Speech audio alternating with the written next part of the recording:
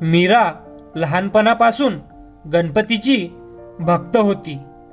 छोट्या मोठ्या संकटात मीराची सतत साथ दिल्याने तिला बाप्पावर खूप विश्वास होता. मीराला आईवडिलांची साथ कमीच मिळाली तरी तिला तिच्या मामानी सांभाळ करून वकील केलं होतं. लग्न करून तिला चांगल्या घरी दिलं. नवरा तिला खूप प्रेमळ आणि नेहमी साथ देणारा मिळाला.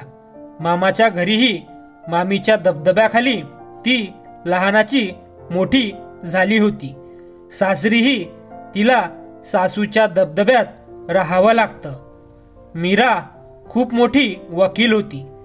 तिच्याकडे ज्या केसेस येत त्या ती कधी हारली नव्हती.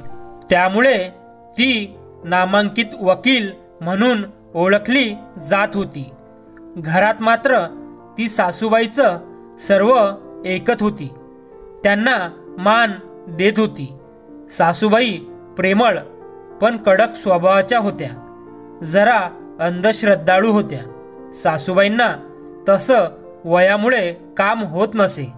मीरा कामावरून कोर्टात जात असे. आज संकष्टी चतुर्थी होती.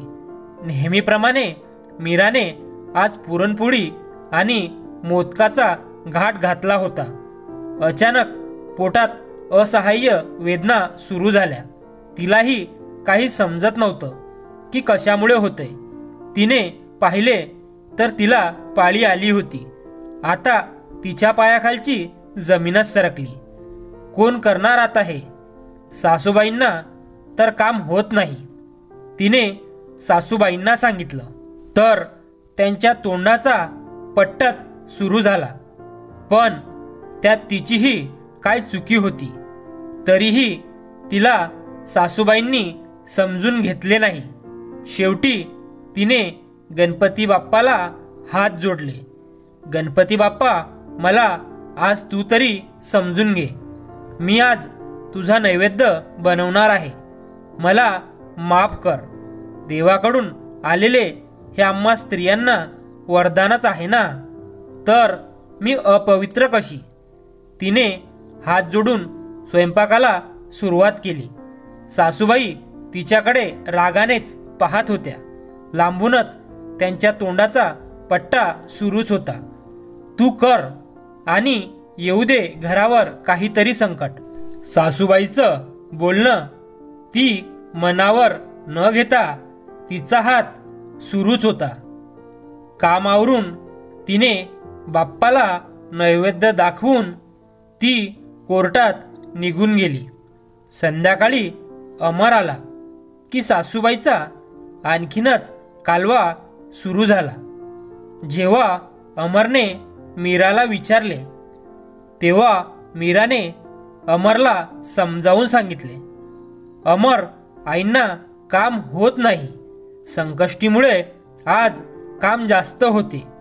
मी काय करायचं होतं? त्यात माझ्या कोर्टातील केस, त्यांचं टेन्शन. यात मी काय करायचं होतं सांग तू. तू नको टेन्शन घेऊस. मी आईला चांगला ओळखतो. मी तिला समजावतो. होईल ती शांत. अमर असं बोलून झोपून गेला. या गोष्टीला 2 महिने होत आले होते. पण घरात काही वाईट घडले नव्हते. मीराची कोर्टात सुरू असणारी केस, त्यात ती विजयी झाली होती. अमर खुश होऊन पेढे घेऊन आला. तो परमनंट झाला होता आणि पगारातही वाढ झाली होती. त्याने घरी आईला आणि बायकोला पेढा भरवला. घरात उलट आनंदाचं वातावरण झालं होतं.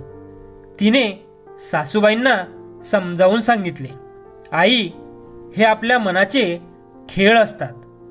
आपण कोणतीही गोष्ट निर्मळ मनाने आणि कष्टाने केली ना, तर देवही आपल्या पाठीशी उभा राहतोच. यामध्ये पवित्र अपवित्र असं काही नसतंच. यामुळेच स्त्रीला स्त्रीत्व आहे.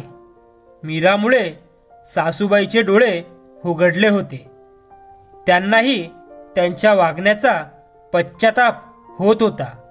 मीराचं त्यांना कौतुकच वाटत होतं, एवढी शिकलेली आणि समजूतदार सून मिळाली म्हणून. मित्र आणि मैत्रिणींनो, कथा आवडल्यास व्हिडिओला लाईक करा, शेअर करा आणि व्हिडिओ कसा वाटला कॉमेंट्स करून नक्की कळवा. आणि आपल्या मॉरल स्टोरीज चॅनलला नक्की सबस्क्राईब करा. धन्यवाद.